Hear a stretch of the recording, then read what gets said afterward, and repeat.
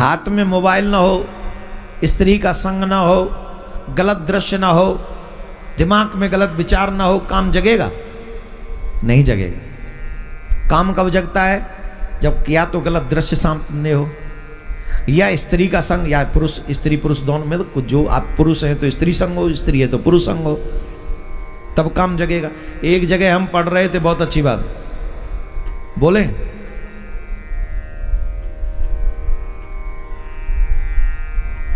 स्त्री को 3 जगह पर अकेली नहीं छोड़ना चाहिए।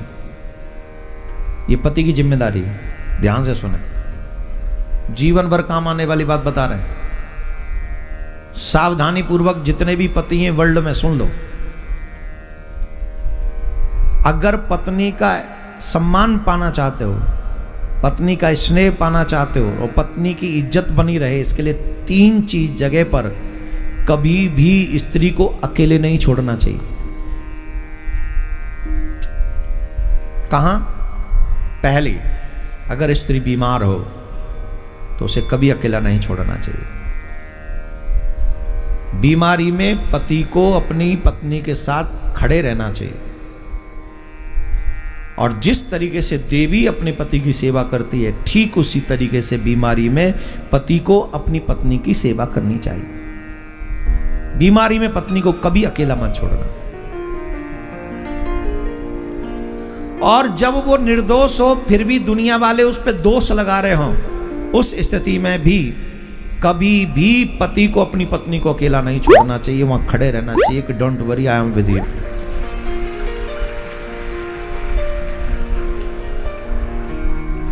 उस समय भी उसके साथ खड़े रहना चाहिए। 2, तीसरी महत्वपूर्ण है, किसी भी कठिन परिस्थिति में पराये पुरुष के साथ स्त्री को अकेले नहीं छोड़ना चाहिए, चाहे वो रिलेटिव्स ही क्यों ना हो। ध्यान देने योग्य बात है। चाहे वो मामा का हो, चाहे वो फूफा का हो, चाहे वो जीजा का हो, चाहे वो साले का हो, जवान अगर कोई है तो उस कठिन परिस्थिति में कभी भी एक स्त्री एक पुरुष को नहीं छोड़ना चाहिए। पति को चाहिए कि खुद वहां पर खड़ा रहे, और कोई भी कार्य करना हो अपनी पत्नी के साथ खड़े होकर स्वयं काम करे, बाहर का काम हो तो उससे करवाए, लेकिन गैर पुरुष के साथ कभी भी पत्नी को अकेले नहीं छोड़ना चाहिए। जो 3 स्थितियों में अपनी पत्नी को अकेला नहीं छोड़ता है, वो गृहस्थ अपने आप को और अपनी पत्नी के सम्मान को बचा पाता है।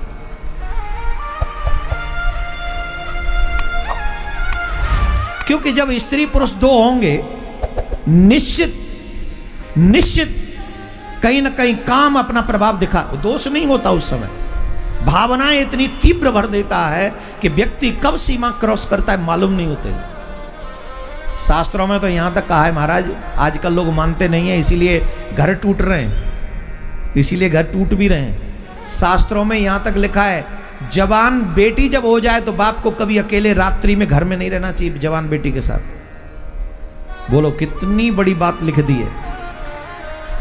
अब आप कह रहे होंगे महाराज यूं ही भड़का रहे हो, मेरे पास सबूत है। बिना सबूत के बात नहीं करता हूं मैं। मेरे पास ऐसी बेटियों का दर्द है जो आके मुझे बताया है। कि आप तो कहते हो हमेशा माँ बाप की सेवा करो, उनकी बात मानो, ऐसे दुष्ट बाप का क्या करें? क्या करेंगे आप? मैं तो कहता हूं समाज की जिम्मेदारी है ऐसे बाप को चौराहे पे खड़े करके फांसी लगा जा देनी चाहिए उसी वक्त। बेटी की जिम्मेदारी नहीं, समाज की जिम्मेदारी है। लेकिन मैं शास्त्रों की बात कर रहा हूं, ये सब बातें मैं नहीं कर रहा हूं अभी फिलहाल, प्लीज इसको सुने। शास्त्रों में जवान बेटी के साथ कभी अकेले न रहे, न जाने कब काम कुबुद्धि पैदा कर दे।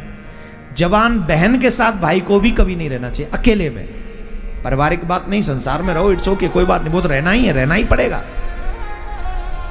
लेकिन कभी मजबूरी में ऐसे हों तो फिर भी आपको एक साथ नहीं रहना चाहिए, भोजन इत्यादि करके, जो भी आप अपनी समस्या समझ ले इसको। ये मर्यादा शास्त्रों में बताई।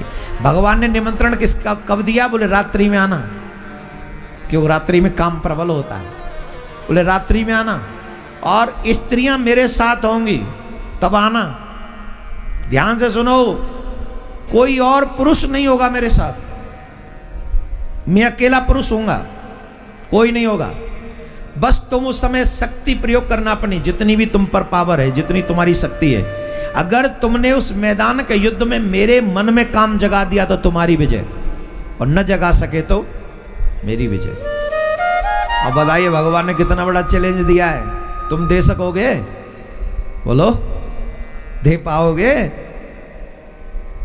इसलिए भगवान ने रास किया। बोले कामदेव, हम तुझे दिखाते हैं कि बेटा इस संसार में सबका बाप है। भगवान ने निमंत्रण दिया मैदान में आना, और भगवान ने कहा शरद पूर्णिमा के दिन आना, मैं शरद पूर्णिमा के दिन महाराज करूंगा। मेरे मन में काम जगा सके तो तुम्हारी विजय, न जगा पाए तो मेरी विजय। बोलो राधे राधे।